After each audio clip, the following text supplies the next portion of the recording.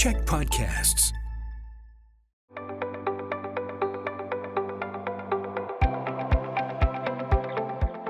Hi, I'm Bruce Williams. I'm the CEO of the Greater Victoria Chamber of Commerce. This is Chamber Chats, coming to you as always from the podcasting studios here at Czech Media Group, one of our chamber champions. I'm also coming to you from the land of the Lekwungen-speaking nations, the Songhees and Kosapsum nations. And all of this is made possible by the support of Island Savings, a division of First West Credit Union, who are changing what banking can do for people, for community, and for the planet. We have seen a lot of changes in all of our sectors since the pandemic, since the onslaught of tariff conversations, since all the things that have been happening. And one of the organizations and sectors that's really seen some change is the food, restaurant, and hospitality sector. And we want to talk about that today with the president and CEO of the BCRFA, the BC Restaurant and Food Services Association. He is Ian Tostenson.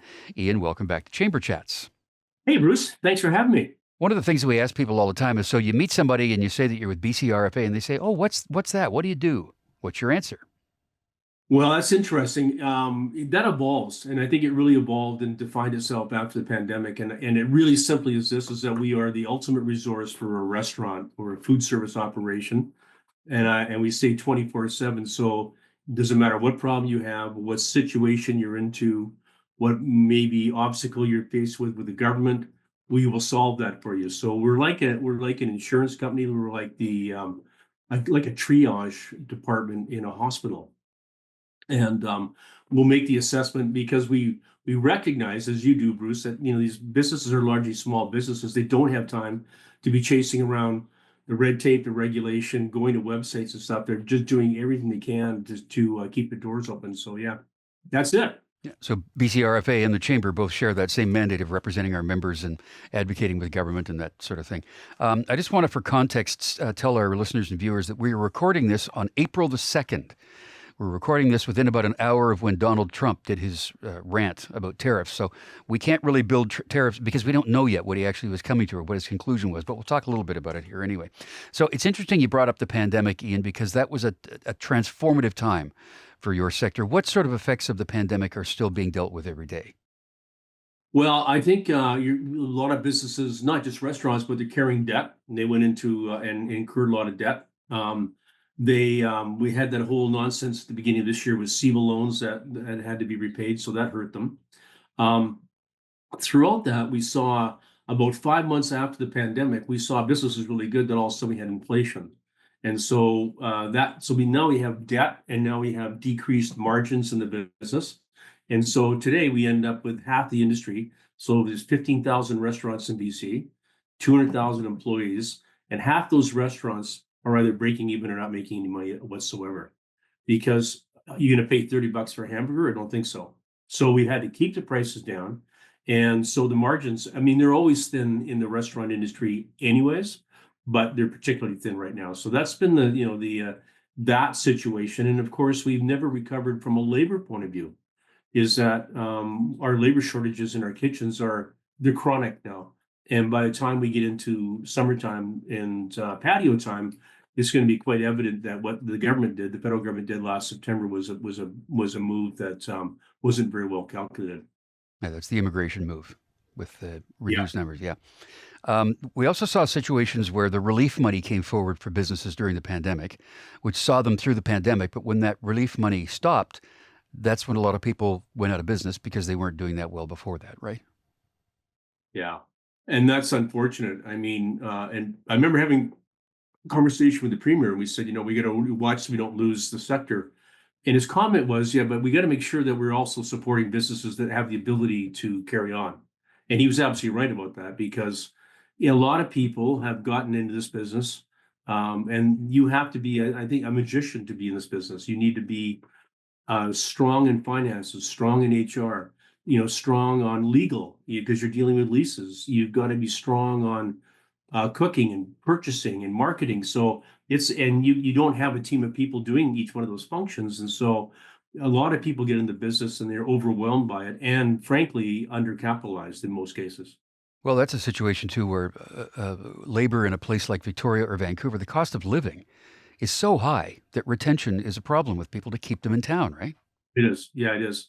And Bruce, an interesting stat, it takes 10 people to work in a restaurant to every one person that works in retail. So we're so beholden to labor, and any small gyrations and staff turnover and stuff that we have, it causes a lot of problems. The temporary foreign workers thing is something that we're working with, as you are too. Yeah. But when you talk about trying to retain workforce, another issue is that the international student visas have been reduced, which means that fewer people can come here and go to school and learn trades like culinary. What's going to be the Right. outcome of that? Well, we're seeing now funding problems at most colleges because enrollment's down. Our immigration consultant that we work with, and we've been with him for 10 years now, they've lost confidence. A lot of these students don't want to come to Canada for fear they just get sent home, where the promise that they came under is not being fulfilled. And the second part of this problem are the workers that are here that are experienced, and this has been really acute in Victoria, where we've got workers that have been here for 2 years. They're integrated in the community, they're knowledgeable, they're productive. They can't get extended visas, so they're being sent home. And so now we're losing experienced workers. At the same time, we're more or less being blocked about bringing new workers in. And I think the whole thing was just not thought out properly. It needed to be much more strategic and much more dealt with from a sector point of view. Maybe the federal election will hopefully make some changes in this and some on the outcomes of the election. Another thing too that kind of popped along from the government's point of view was that whole thing about dealing with tips and how payroll. I never really quite followed that or understood it. But tell me what's going on with that. Well, I'm going to be really open about this, I wish and you we haven't would. said much about this because we said we wouldn't say much about this, but I think it's time we did say something about this because we've got WorkSafe in British Columbia, which is an insurance company for the protection of workers, is awesome, but they decided that and I don't want to get too technical here, but the tips that are earned directly by an employee should be now calculated into the payroll for the purposes of them making their assessment. So it would add $200 or $300 or $400 for a small business per year, and thousands of dollars for a bigger business per year, because they're gonna be having a higher tariff on their insurance rates. So what we're saying is that okay, that's great, and they're saying, well, we can do this and we should do it, and I'm not arguing with that. I get that. Sure. I mean, if you go in, Bruce, and you make a claim and you say, well, I make this hourly wage plus I make my gratuity, they'll pay you on that basis. But there's something called educating the industry, giving it proper notice, working with industry, seeing if there's some better ways to attack this. So we're not saying we shouldn't approach this, but what we're saying is um, it's pretty naive of a huge organization to come out with small business and that have a gratuity effect to them and say, by the way. So we've been having meetings for over a year now, and we're at a standoff. And I frankly said the last time, and being perfectly honest, we were having a meeting, and I've never done this before. I phoned them up and said, you know what? We're not going to come to the meeting. There's just no point in continuing to have the same conversation. We've offered up some, what I thought were some pretty innovative solutions, but it didn't fit the boxes. So we said, nicely, go away and think about it. But in the meantime, and if any of your, viewers are a restaurant and they have anybody from WorkSafe that comes in and wants to talk about this, call us because we'll get in. We'll work with you on that one because they said they wouldn't do it, but they probably will a little bit. So that's the issue there. Okay, so we're going to put the BCRFA contact info on screen for you folks to talk about with Ian as well. Now, we're going to talk about some really good things that are happening, but there's a couple of other challenges facing the hospitality industry, including climate change, and we're going to talk about that next.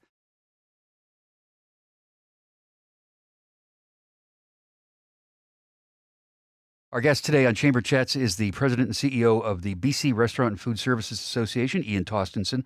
So, Ian, the atmospheric river that came through a couple of years ago swept through the Fraser Valley and through areas of very strong agricultural activity.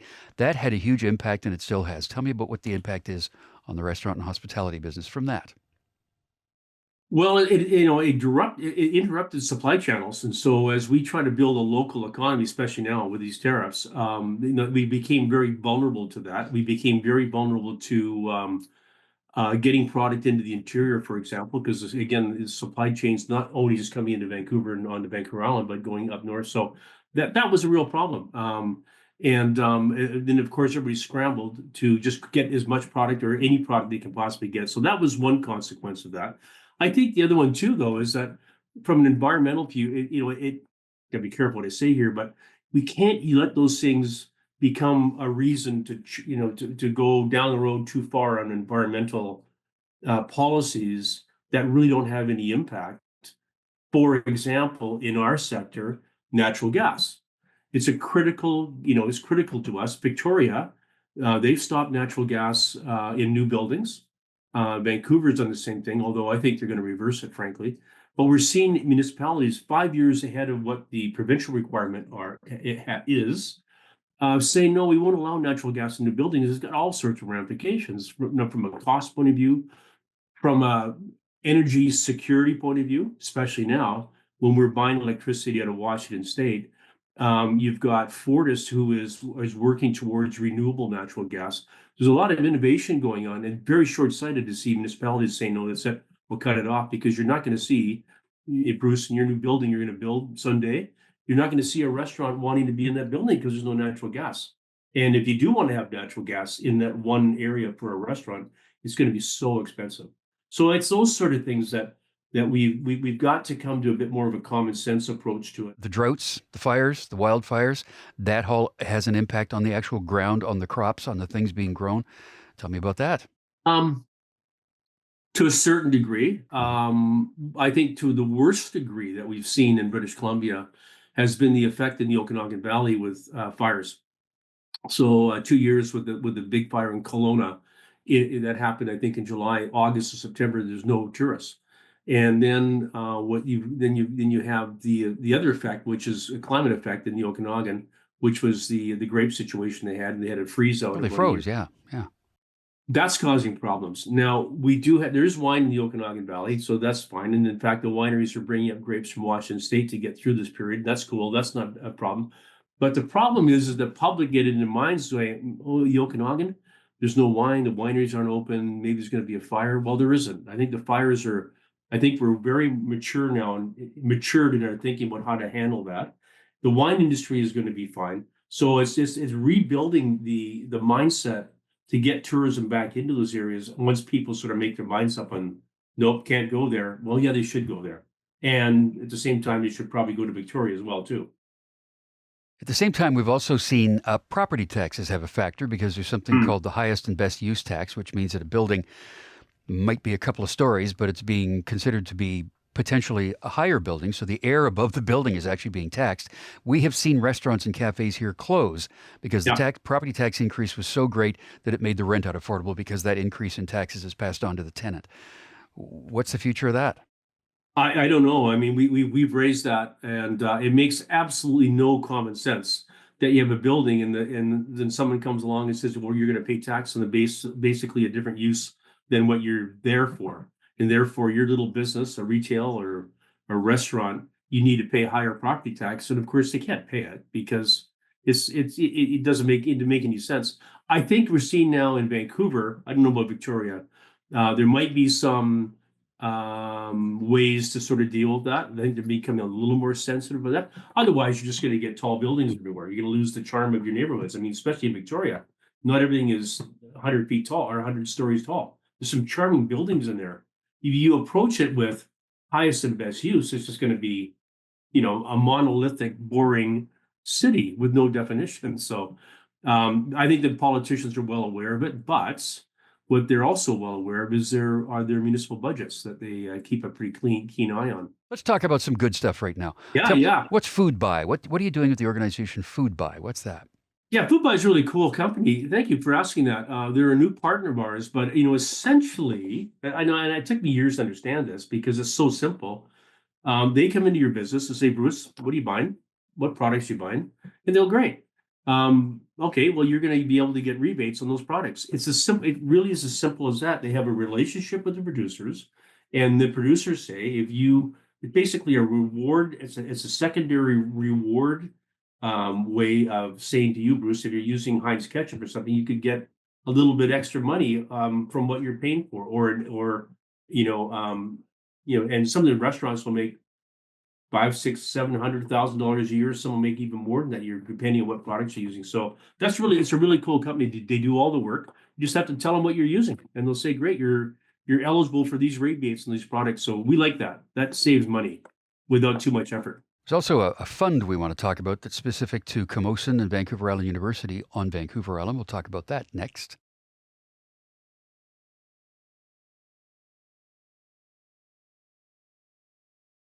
Our guest today on Chamber Chats is Ian Tostenson. He is the president and CEO of the BCRFA, the British Columbia Restaurant and Food Services Association.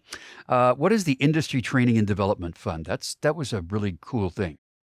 This is really cool. And so the history here was, and I really, I was thinking about this. Every time I get into an Uber, I go, you know what? I'm so proud because we, as an organization, we got in front of that right from day one. And for 2 years, we debated the taxi industry. We did whatever we could to convince everybody that we needed to have Uber because great for our employees, great for our guests to get them back and forth and so on and so forth. Anyway, so Uber came on and they were so appreciative of the work that had been done. We sat down and we said, we'd like to have a more formal partnership so we can promote Uber, we can promote Uber Eats.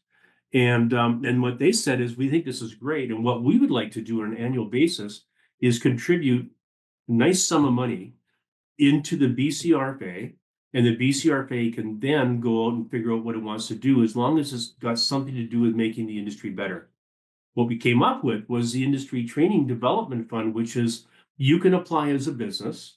And if you say, Bruce, you got a great restaurant, by the way, Bruce. So you have another employee that you want to develop, and you might need, I don't know, $500 or $1,000 or something to advance their career, education, knowledge, so that they stay in hospitality. That's what the fund is there for. And so we now have some relationships with the colleges to, so we can get a pipeline into the students and their training is. And it's really, we launched it on April 1st. And boy, I tell you, people are really appreciating this, because I think for the first time, hospitality is trying to look at hospitality as a long-term career opportunity, not just short-term part-time jobs. So we're really happy about this. It's pretty cool. We're coming into patio season sooner than later because the weather's going to get really nice. There's always been licensing issues with patios, and it differs from municipality to municipality. What's that looking like for the summer of 2025? Our request is make it simple. Understand. I mean, again, we get into this problem, and I think, we talk about, I'll make a bit of a statement here, but we talk about trade barriers within Canada. We've got trade barriers within our municipal governments, and frankly, in parts of our provincial government. And this is an example of that, where, they'll have fees associated with the patio, and some of these fees can get quite expensive. And then it'll be, is it public land versus private land? And then if it's on public land, there'll be restrictions on what you can do. And then get the engineering department into it. So they look at it to make sure public safety is taken care of. And we keep saying is that, let's go back to the pandemic model, where Dr. Henry said, get outside and eat. Everybody put patios up. The municipalities were great. We didn't have any problems. No one was run over by a car on the patio. It all worked fine, but it went into this formal thing. So we're asking the municipalities in Victoria and all throughout the island and Vancouver is cut the fees if you can. In fact, Vancouver's have areas that they're not going to charge patio fees, so they get more involvement.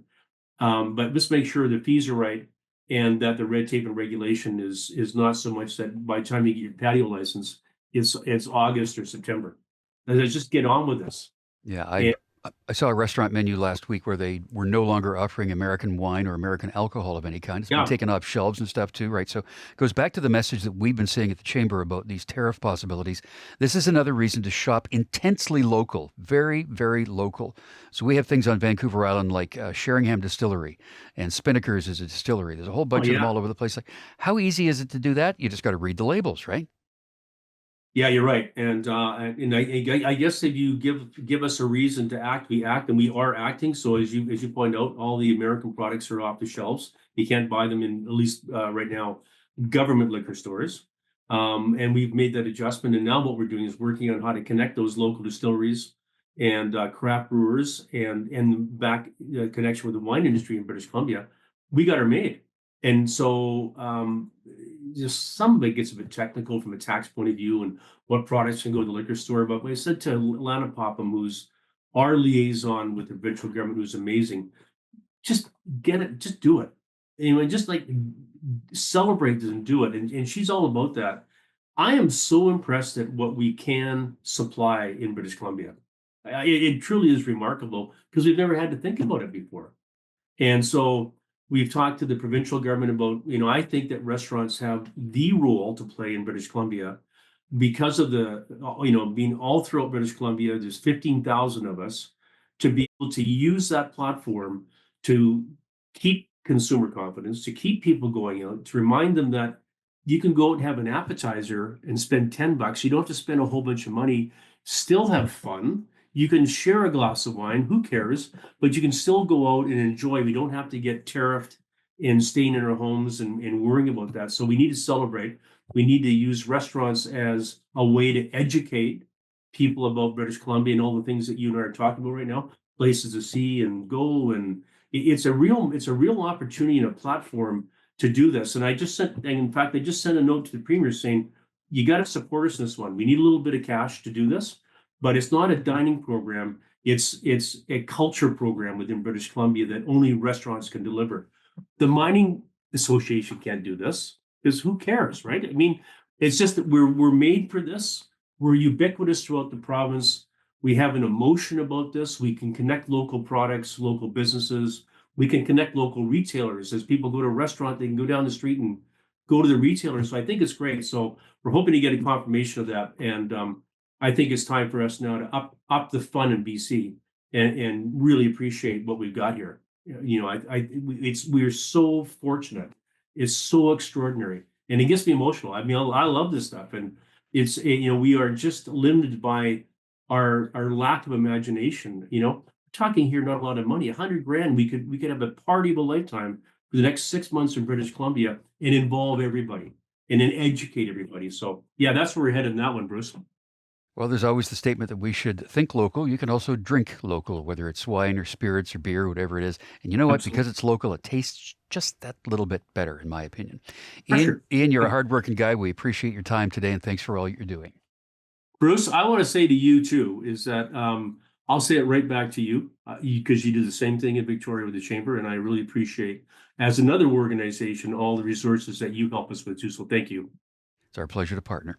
Ian Tostenson, President and CEO of the BC Restaurant and Food Services Association, and I'm Bruce Williams, and I'll see you again for another Chamber Chat.